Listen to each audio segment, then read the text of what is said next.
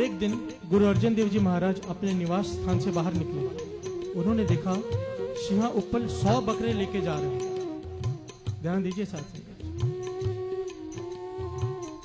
गुरु अर्जन देव जी महाराज के पूछने पर सिंहा उप्पल ने बताया कि पातशाह, मेरे घर में पुत्र की रस्म है, सारी बिरादरी इकट्ठी हो रही है, सारा गांव इकट्ठा हो रहा है, मैंने खुशी में सबको बुलाया है। ये 100 बकरे उनके खाने के लिए लेके जा रहा हूं, अपने रिश्तेदारों को खुश करने के लिए। साथ संगत जी, जो बात पंचम पातशाह ने सिंहा उप्पल से कही वह लोग कान खोल कर सुन लें। जो अपने रिश्तेदारों को खुश करने के लिए कई तरह के मीट मुर्गे मच्छी बनाते हैं ताकि रिश्तेदार खुश हो जाएं, पंचम पातशाह ने क्या कहा, श्रवण कीजिए।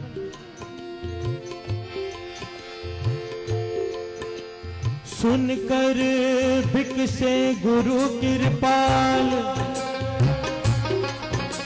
पले करत हित कहतिस काल। इतने जीवत हिंसा करे,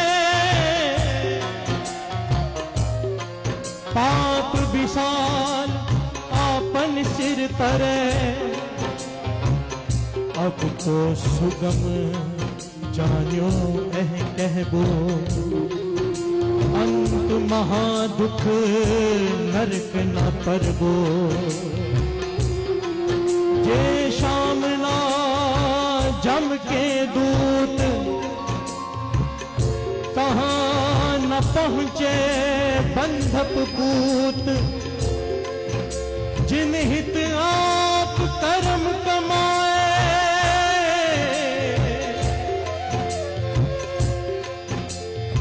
अपदा पड़े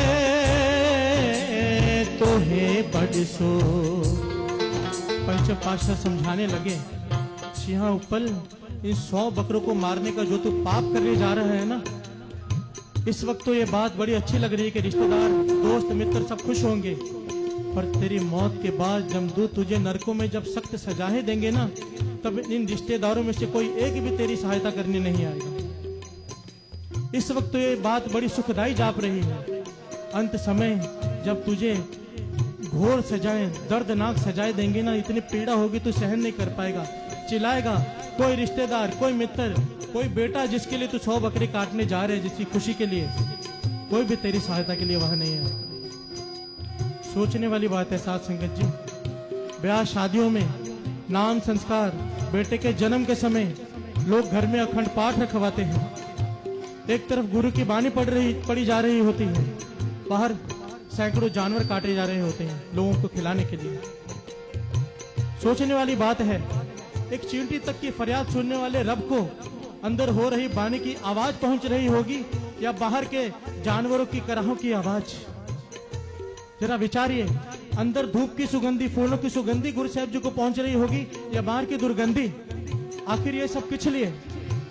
जबान के पल भर के स्वाद के लिए है ना। हम लोगों का ये हाल देखकर लॉर्ड बर्नार्ड शाह, अंग्रेजों के, इंग्लैंड के बड़े महान दार्शनिक हुए, उन्होंने ये प्रचार किया है कि बाइबल में कहीं भी नहीं लिखा मांस खाने के लिए, कहीं पर भी नहीं। और बाहर के मुल्कों में जितने भी लोग वेजिटेरियन हैं, इनकी वजह से हैं। इन्होंने बहुत प्रचार किया है। लॉर्ड बर्नार्ड शाह लिखते हैं, एक छोटी सी अंग्रेजी की कविता बोलते हैं वो, We are the living graves of slaughtered beasts for our appetites. We live on meat regardless of the pain and suffering. कहते हैं हम चलती फिरती कब्रें बन चुके हैं, जिनमें न जाने कितने निर्दोष पशु पक्षियों की लाशें दफन हैं। हम गिद्धों की तरह मांस पर जी रहे हैं, नोच नोच कर खा रहे हैं। हमें पता ही नहीं हम जो मांस खा रहे हैं, इस मांस को हमारे मुंह तक पहुंचने के लिए उस जानवर को कितनी भयानक पीड़ा से गुजरना पड़ा। साथ संगत जी, मैं बेनती करूंगा जो लोग खाते हैं, एक बार बुच्चड़ खाने में पशु को कटता हुआ देख लें।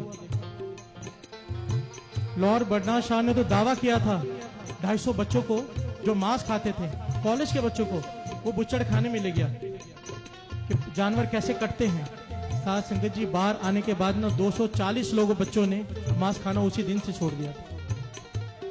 अगर गवर्नमेंट ये कानून पास कर देना कि हर आदमी को खुद काट कर खाना पड़ेगा, तो उसी दिन से 95% लोग मांस खाना बंद कर देंगे। क्योंकि जिस हृदय में थोड़ी सी भी दया है ना, थोड़ी सी भी, वो किसी भी जानवर को इतनी तकलीफ में नहीं देख सकता। किसी भी जानवर को। जानवर कैसे मारे जाते हैं आपको जाकर देखना चाहिए। आजकल तो नई नई तरकीबें निकल आई हैं। लोगों की निर्दयता की हद हो गई है। मछली को, जिंदा मछली को खाते हैं साथ संगत जी। जिंदा मछली का मांस नोच नोच कर छीलते हैं, फिर जिंदा को ही फ्राई कर देते हैं फटाफट, और जब प्लेट में रखते हैं सामने, वो हिलनी चाहिए ताकि ताजी है। बताइए, मरने तक का इंतजार नहीं करते हैं उसका। सूअर के छोटे बच्चों को पीट पीट कर मारते हैं। और जो दुर्दशा सूअर को मारने के वक्त की जाती है हमारे देश में, कहीं पे नहीं की जाती। मैंने खुद जाके शूटिंग की है। जिस दिन शूटिंग की थी, मैं पूरा दिन खाना नहीं खा पाया था।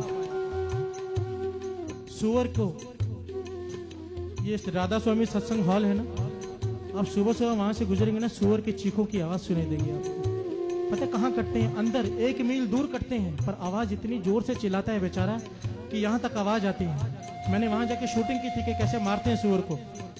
2-3 आदमी उसके ऊपर चढ़ के हाथ पैर बांध के 2-3 फुट लंबी कील से उसका दिल पंचर करते हैं ठोक कर। अब वो हिलता है, तड़पता है। कील कभी यहाँ लगती है, कभी वहां लगती है। आधा पौना घंटा लग जाता है सूअर को मारने के लिए। तड़पता रहता है साथ में।